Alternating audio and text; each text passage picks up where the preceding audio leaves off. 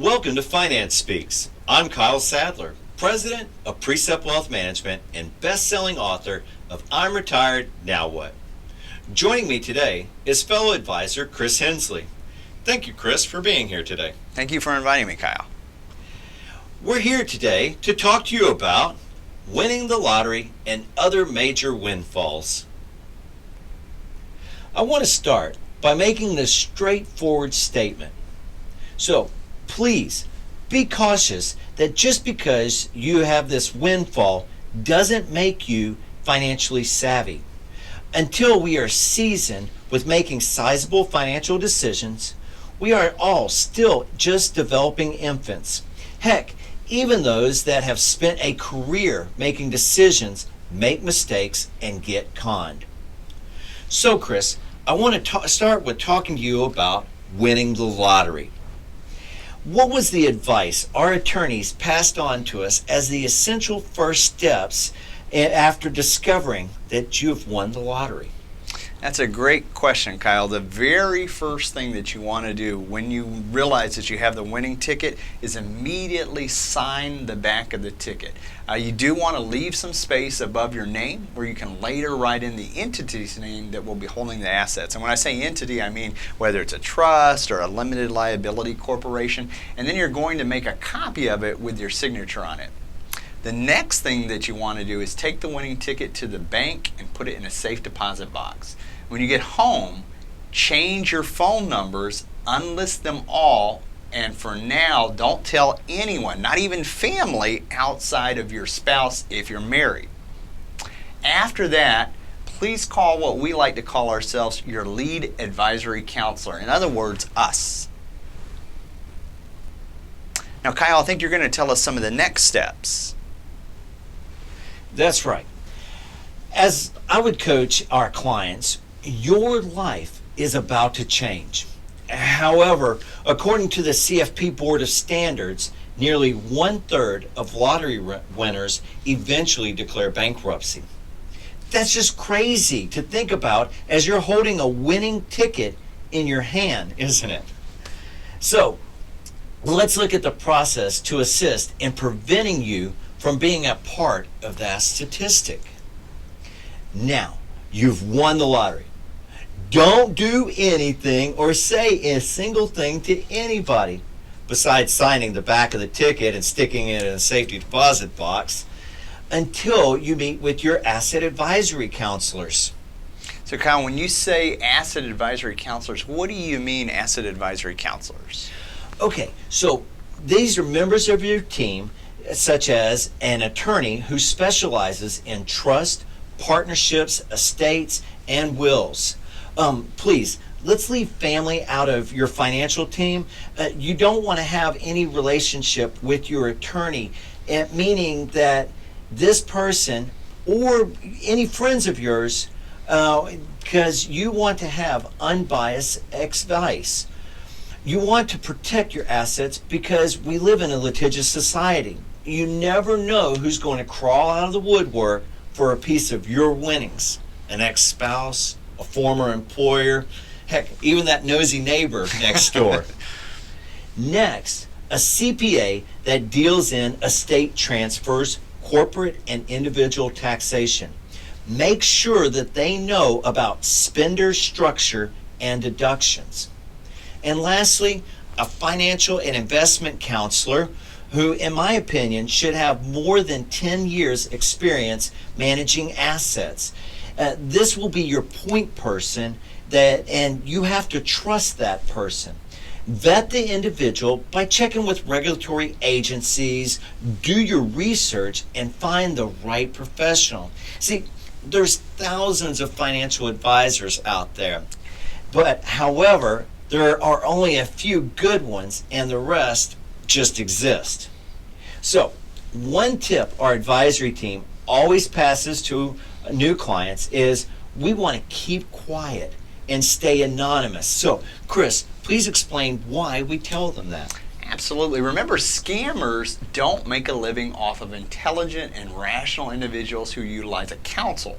They make a living on individuals that want to do it themselves and make decisions based on emotions and not well-documented research.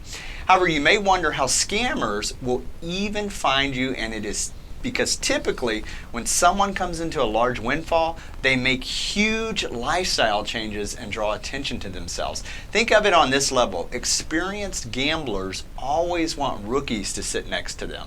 They want to take advantage. The same goes with scammers. They know that a skill set is lacking on the onset. Here are some easy steps to follow that will help keep those scammers away. Stay anonymous so you do not attract crime and greed. Avoid sudden lifestyle changes. Don't just go into work the next day and quit your job the day after you win. Don't go buy an $80,000 vehicle or any other big purchases. Don't delete social media accounts immediately. Local new media is trolling for a winner. And what I mean by that is they're looking for the lottery winner. They're out there looking. Remove pictures from all websites, and if tagged, ask the poster nicely to remove the picture. Just tell them that you're not comfortable with social media exposure. Lay low for about 6 months. You want to live long and enjoy the windfall. Take your time. Stress can eat you alive. I mentioned already, but it's really important step to repeat. Go change your phone numbers and unlist them. You know, your life will change. That's exactly right. And just to echo what you're saying is you want to be anonymous during this whole time period. You just want to lay low. So, because you want your life to change for the better. So let me ask you, have you ever noticed musicians or entertainers who change after they become famous and come into money? I know it's a stressful lifestyle and people always want to please, but what do you think? So I'm kind of smiling here because that's exactly right, Kyle. Some, not all, sports figures, before being drafted, before stardom, they're down to earth and they want to meet all their fans who are supporting their rise. Now you go to a game and they do not really care about the fans. There are not any meet and greets for those who can't pay the ridiculous amount of money. They are the same person, the same sports figure, but they have changed. Fame and money changes among other things than just asset management. We work with individuals and couples as they walk this new journey. See, your financial and investment counselor, your attorney, and CPA, we've been doing this for years, and you're not our first lottery winner or recipient of a large windfall like an inheritance or a lawsuit settlement. Listen to your advisory council. They're the ones that are going to be helping you as you walk this, even psychologically. Think of it this way. King Solomon was one of the greatest kings. What made him so great is he constantly sought counsel. And as we study him further in his life and his demise, when he stopped listening and did it on his own, that's when things fell apart. Absolutely, Kyle. Let me give you one other great tip here. Give anonymously.